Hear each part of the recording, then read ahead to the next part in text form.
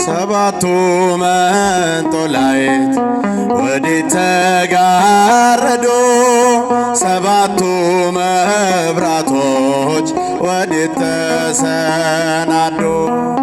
ታናሽ ሙሽራ ነሽ የ15 ዓመት ባንቺ ላይ ሲፈጸም እንግዳ ስራት ሰባቱ መንጦላዕት ወዴት ተጋረዱ?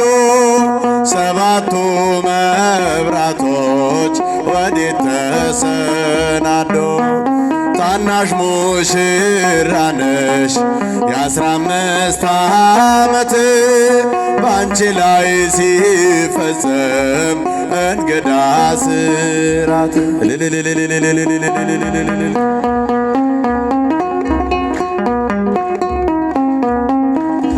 አንድ እየታጠቀ አንድም እየፈታ ገብርኤል ሲያበስርሽ በፍጹም ሰላምታ ይኩነኒ ብለሽ ስትቀበይው መለኮት እንዴት ነው የተዋሃደው? ይህን ባሰብኩ ቁጥር ልቤ ይመሰጣል። ከዚህ በላይ ፍቅርስ እንዴት ይገለጣል? ሰባቱ መንጦላዕት ወዴት ተጋረዱ? ሰባቱ መብራቶች ወዴት ተሰናዱ? ታናሽ ሙሽራ ነሽ የ15 ዓመት ባንቺ ላይ ሲፈጸም እንግዳ ስራት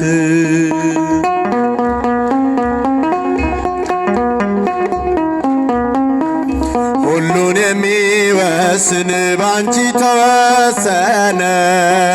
ከሦስቱ አካል አንዱ ቃልም ሥጋ ሆነ። ስፋትና ጥበት ሰማይና ምድር ባንቺ ተገናኙ ገባሬና ግብር። ይህን ባሰብኩ ቁጥር ልቤ ይመሰጣል። ከዚህ በላይ ፍቅርስ እንዴት ይገለጣል? ሰባቱ መንጦላዕት ወዴት ተጋረዱ? ሰባቱ መብራቶች ወዴት ተሰናዱ? ታናሽ ሙሽራ ነሽ የ15 ዓመት ባንቺ ላይ ሲፈጸም እንግዳ ስራት እልልታ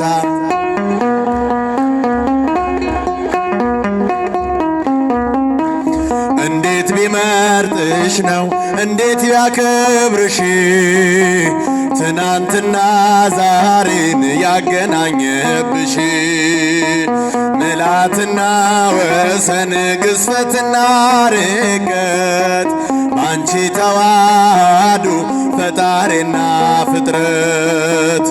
ይህን ባሰብኩ ቁጥር ልቤ ይመሰጣል። ከዚህ በላይ ፍቅርስ እንዴት ይገለጣል? ሰባቱ መንጦላዕት ወዴት ተጋረዱ? ሰባቱ መብራቶች ወዴት ተሰናዱ? ታናሽ ሙሽራ ነሽ የ15 ዓመት ባንቺ ላይ ሲፈጸም እንግዳ ስራት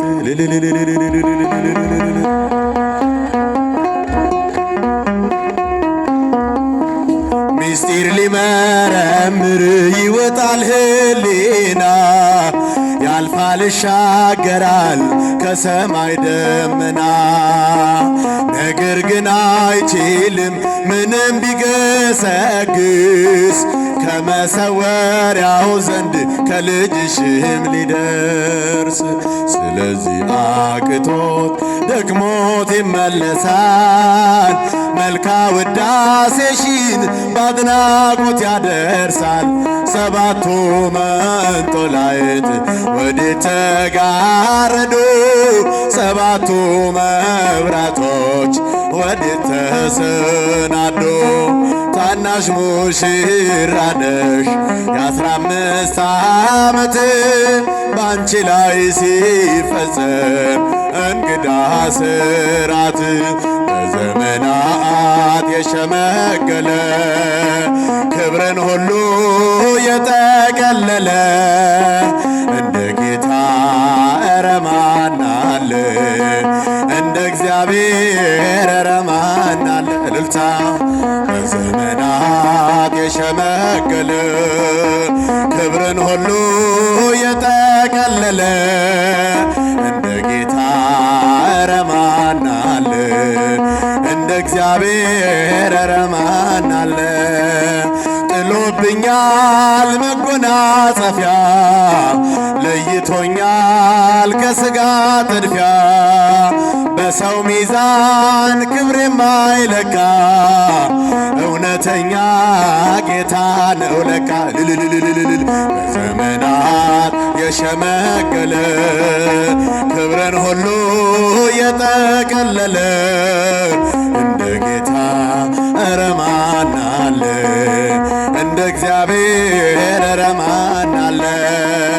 ደመና ነው መንኰራኵሩ ነበልባል ነው ዙፋን መንበሩ መሰወሪያ አይደረስም በማንም ሞት አይከሰስም።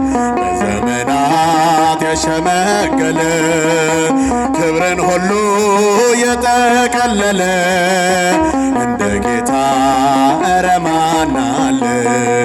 እንደ እግዚአብሔር ኧረ ማን አለ? መካኒቱን በልጅ ባረከ ኃይለኛውን አንበረከከ ለምስኪኖች ስለሚራራ በኢየሱስ ልባችን በራ። ዘመናት የሸመገለ ክብርን ሁሉ የጠቀለለ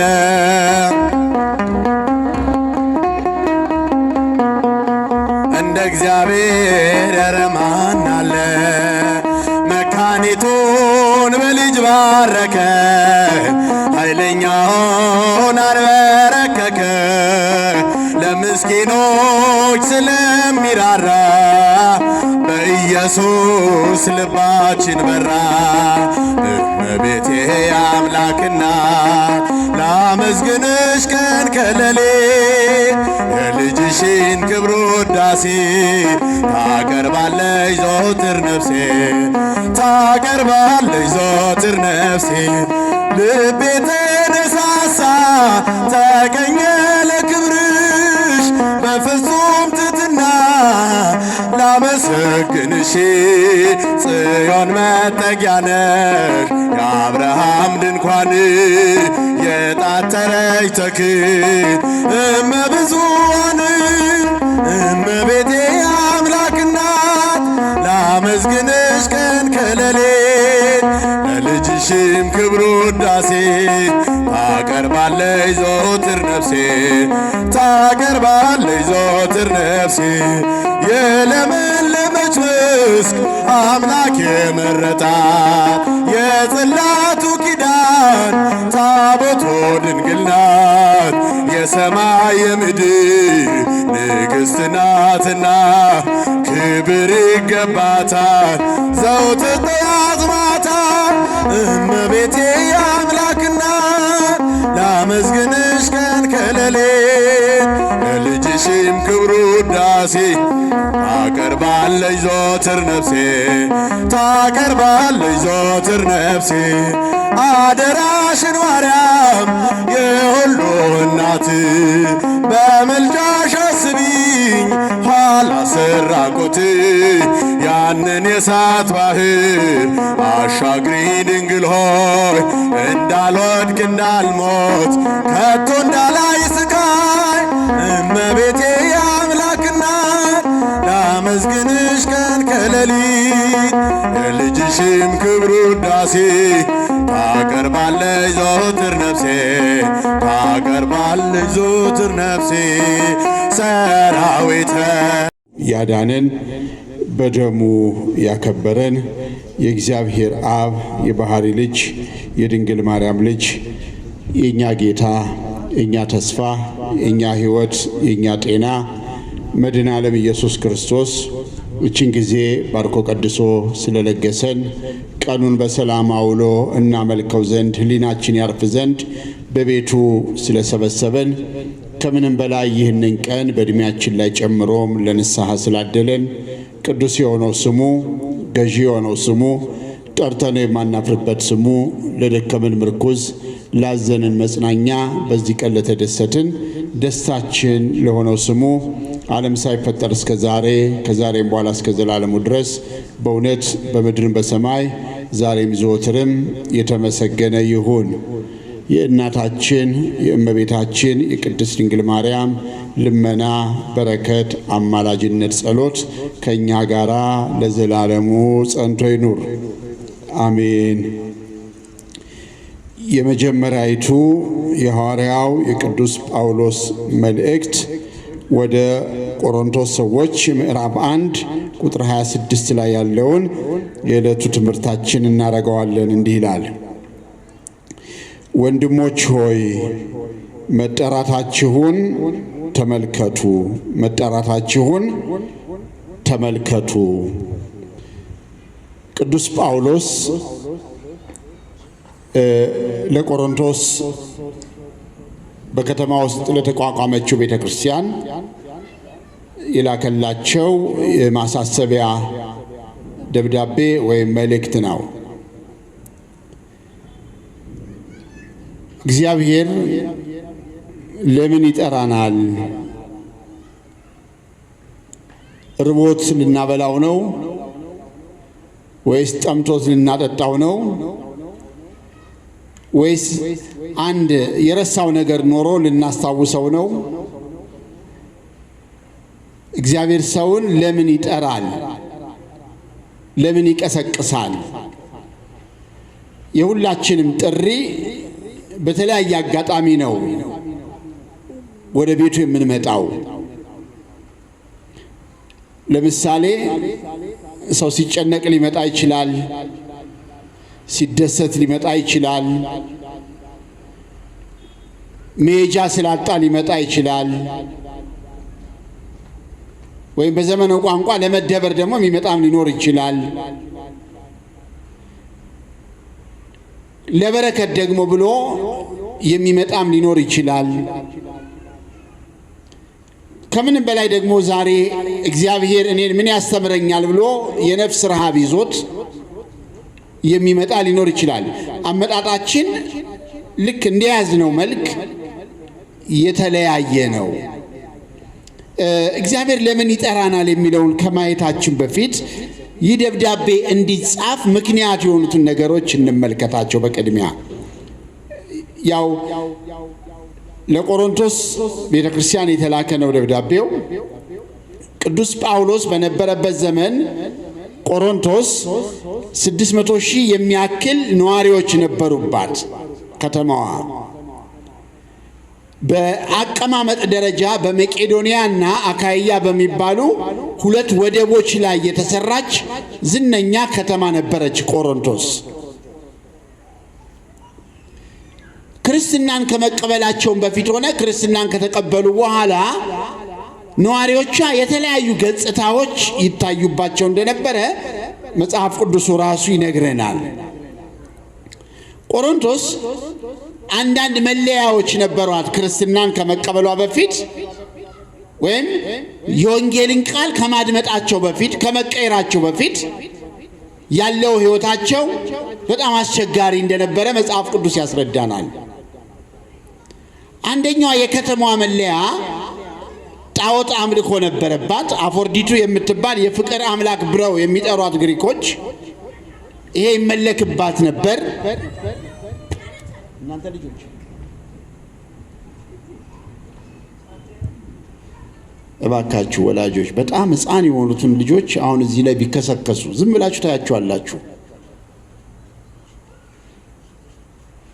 አጠገባችሁ ያዟቸው።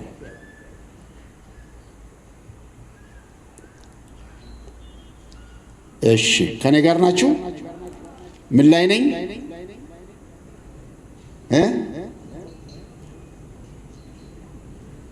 ድንኳን ውስጥ በግራና በቀኝ ያላችሁ ይሰማቸዋል አይደለ? ያው ለየት ያለ ስለሆነ ብቻዬን የቆምኩ ነው የመሰለኝ። ምክንያቱም እኛ የለመድነው ፊት ለፊት ነው ሰውን በአብዛኛው፣ ፊቱ ደግሞ ሜዳ ነው። ግራና ቀኝ እናንተ አላችሁ። ስለዚህ ድምጻችሁን ልስማ እስቲ። በስተቀኝ ይሰማቸዋል? ይሰማል? በስተግራስ? እሺ በጣም ጥሩ። ፊት ለፊት ያላችሁ እስቲ እሺ፣ ብርዱንም ትምህርቱንም እያደመጣችሁ እንግዲህ እሺ።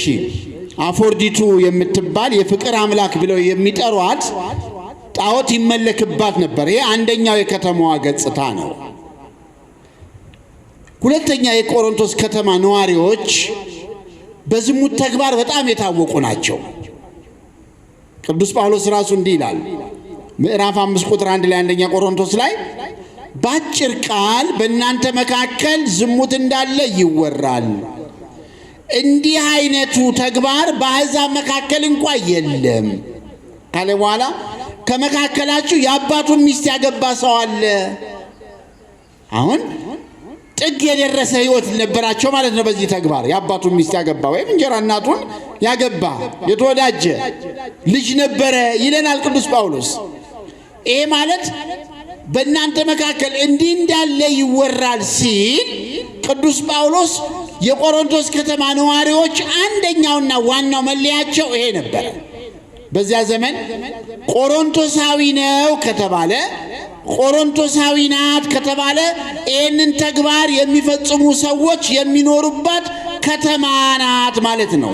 መለያዋ ይሄ ነው፣ ይታወቃል። ስም መጥራት ባንፈልግም በዓለም ላይ እንዲህ አይነት ተግባር የሚሰሩ ሰው አገሮች አሉ። እገሌ ይሄ ነው ከተባለ ይህን ተግባር የሚሰሩ ሰዎች በብዛት ያሉባት ማለት ነው። ይሄ ከተማዋ ሌላው ገጽታ ነው። ቆሮንቶሳውያን ከተማቸው በጣም የሞቀ የደመቀ ስለነበረ ግድ የለሽ ሕይወት ይመሩ ነበረ። ቅድም እንደገለጽኩት በወደብ ላይ የተሰራች ከተማ ስለነበረች ወይም ወደብን ማዕከል አድርጋ የተመሰረተች ከተማ ስለነበረች በርካታ መርከቦችን ታስጠጋለች። ሕዝብ ይርመሰመስባታል። ብዛት ያላቸውን ደግሞ መርከቦችን ትሸኛለች። በእንዲህ አይነት ሁኔታ ከተማዋ የደመቀች ስለነበረች ሁሉም ነዋሪዎች ግዴለሾች ነበሩ። በሳንቲም ደረጃ ግን ሀብታሞች ነበሩ ቆሮንቶሳውያን። አሁን ቅዱስ ጳውሎስ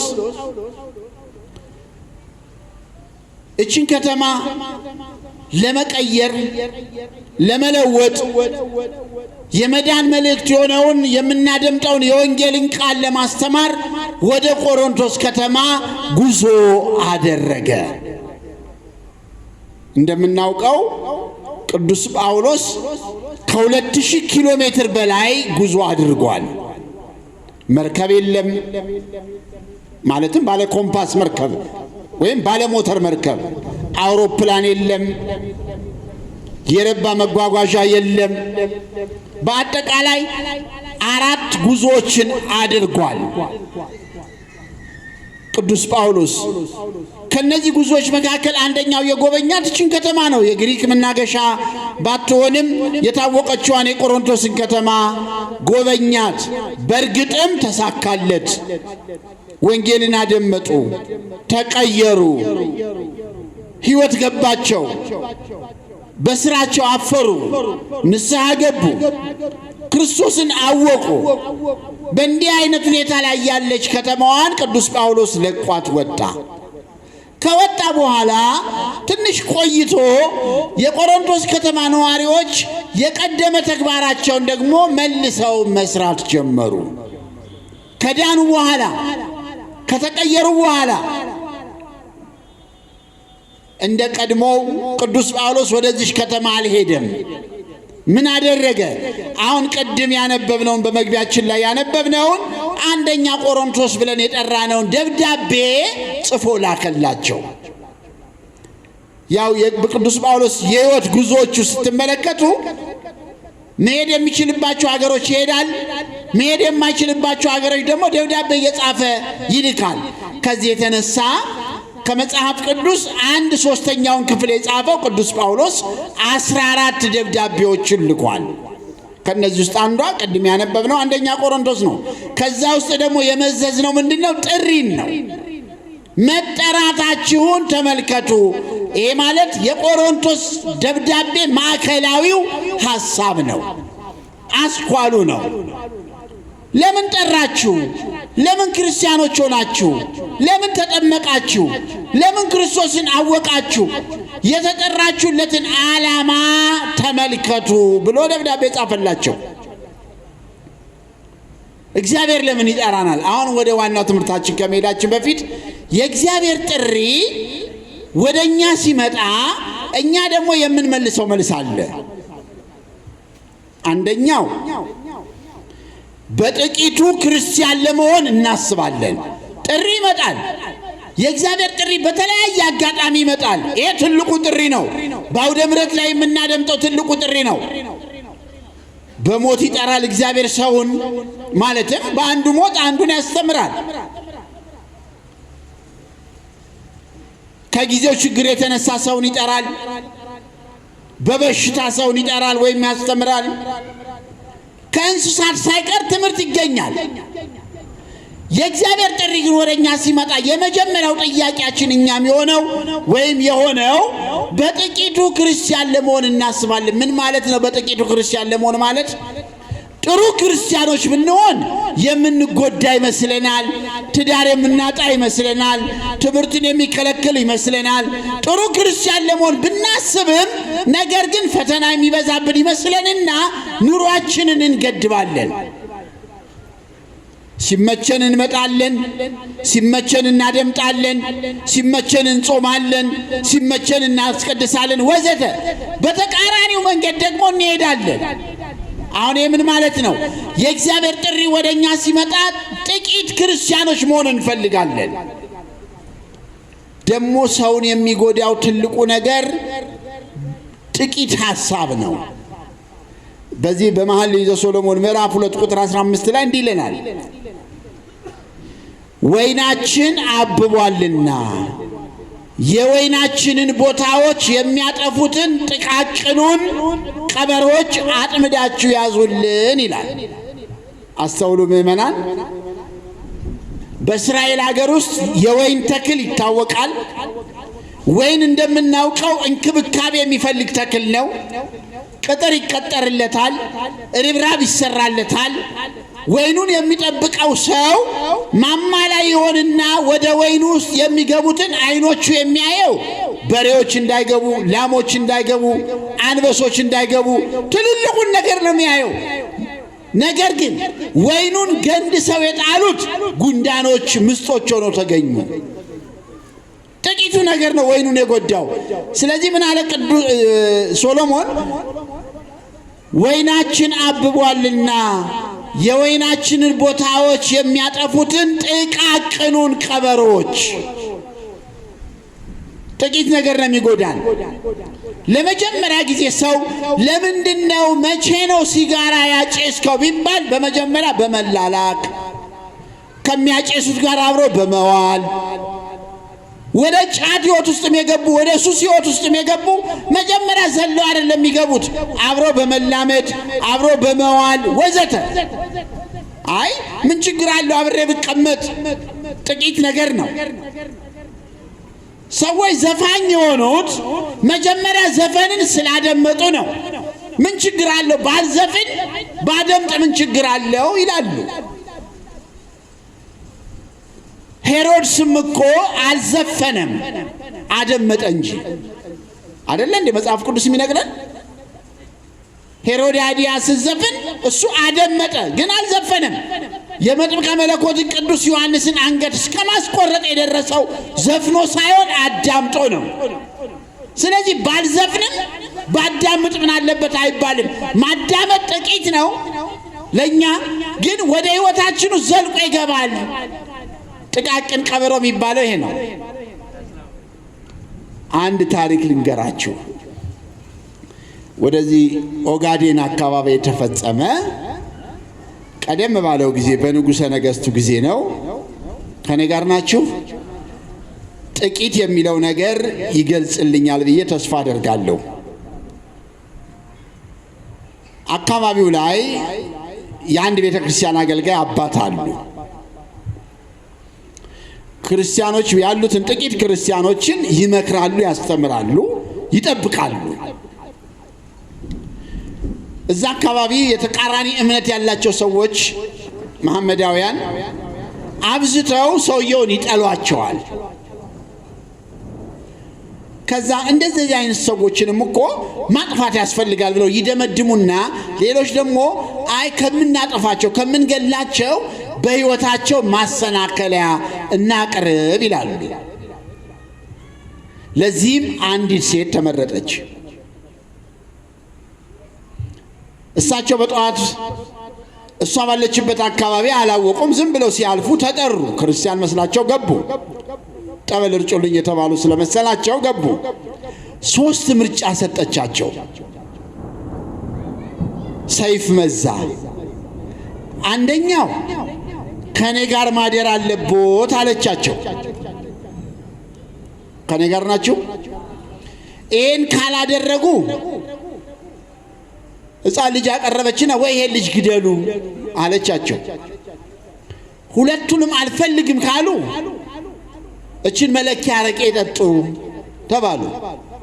የትኛው ይሻላቸዋል? እኔ በዛ ቦታ ብሆን የቱን መርጣለሁ ብለን እናስብ። በአይምሯችን ውስጥ አሰብን። ወንዶች አሰብን። ከኔ ጋር ናችሁ? አሰባችሁ የትኛው እንደመረጣችሁ እስቲ ንገሩኝ። አረቄው። እሺ፣ በእህቶች በእናቶች በኩልስ የትኛው ይሻላቸዋል? በቅድሚያ እኔ እዛ ቦታ ላይ ብሆን ይሄን መርጥ ነበር ብላችሁ አሰባችሁ። ስለዚህ የቱ ይሻላል? አረቄው። በዚህ ተስማማን? አዎ። ለምን? ትንሽ ነገር ነው አረቄው። ጠጡት። እሳቸው ምርጫቸው የነበረ ጠጡ። በጾም የተጎዳ ሰውነት፣ በአገልግሎት የተጎዳ ሰውነት ስለነበረ እንደ ጉንዳን ዘሎ ራሳቸው ላይ ወጣ አረቄው። ከሴትዮዋ ጋር አደሩ። በነጋታው ሲነሱ ያን ሕፃን ልጅ አዩት። ይሄማስ የሰራውትን ውጪ ሄዶ ይናገርብኛል በማለት ልጁን ገደሉት ይላል። ጥቂት ነገር ማለት ይሄ አይደለም? ገባችሁ? አሁን በእኛ አይምሮ ያለው ጥቂቷ ነገር አረቄዋ ናት። እሷ ናት ደግሞ ሁለቱን ጥፋት ውስጥ የከተተች። ስለዚህ የእግዚአብሔር ጥሪ ወደኛ ሲመጣ በጥቂቱ ክርስቲያን ለመሆን አናስብ። ብዙውን ሕይወታችንን የሚጎዳው ጥቂት ብለን የተውናቸው ነገሮች አይምሯችን ውስጥ ገቡ፣ ልባችን ውስጥ ተቀመጡ፣ በቀሉ፣ አደጉ፣ ከፍ አሉ። ዋና ዋና ተግባራትን መስራት ጀመርን። ስለዚህ በጥቂቱ ክርስቲያን ለመሆን ማሰብ ማለት ይሄ ነው። ሁለተኛው የእግዚአብሔር ጥሪ ወደኛ ሲመጣ ሁላችንም የምንለው አይመቸኝም ነው።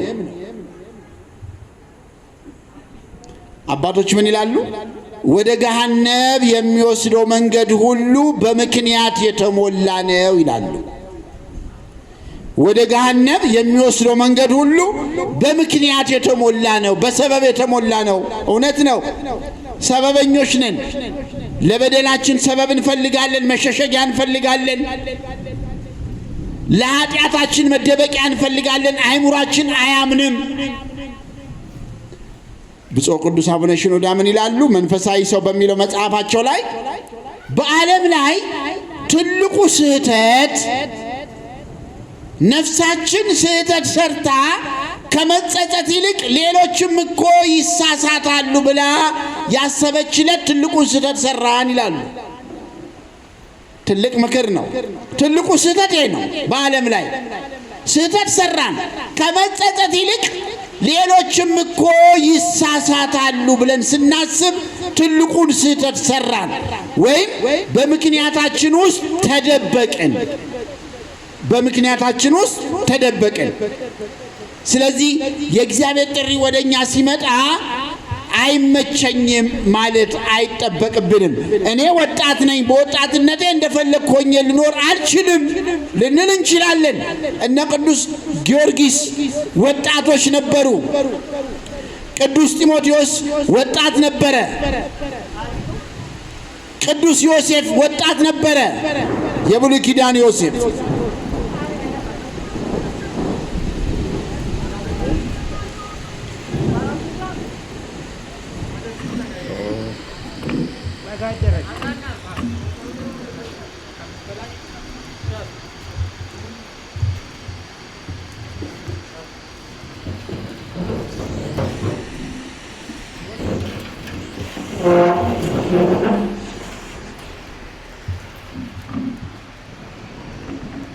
ይሰማል ግን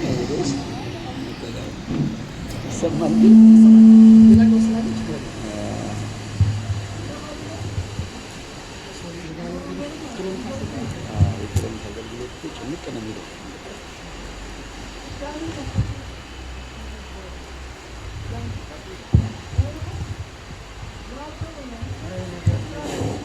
እሺ ያው ጊዜው ነው የሚጠበቅም ነው። የቻልነውን ያክል ያው የዝናብ አገልግሎት ይከብዳል። በርግጥ ንፋሱም ወሸንፈሩም ለማድመጥ እኔም ለማስተማር እንቸገራለን። የቻልነውን ያክል ግን አብረን እንጓዛለን። ይሰማችኋል? ይሰማል?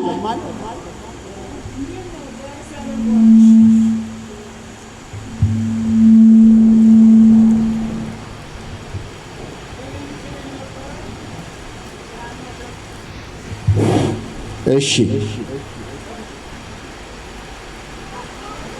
አይመቸኝም ማለት ምናልባት ለእግዚአብሔር ጥሪ ምክንያተኝነት መፍጠር ተገቢ አይደለም። እኔ ትልቅ ባለስልጣን ነኝ ልንል እንችል ይሆናል። እነ ንጉሥ ዳዊትም ትልቅ ኃላፊነት ላይ ነበሩ። እንዴት እግዚአብሔር ሆኑ? እኔ ያለሁበት ማህበረሰብ ጨፋሪ ይበዛዋል፣ ደናሽ ይበዛዋል። ከዛ ውስጥ ተለይቼ እንዴት ልዘምር እችላለሁ? እንዴት ላሸበሽብ እችላለሁ? ልንል እንችል ይሆናል። ሙሴ ጸሊምን የመሰለ ታላቅ ወንበዴ እንዴት ተለይቶ ወጥቶ የእግዚአብሔር ሆነ?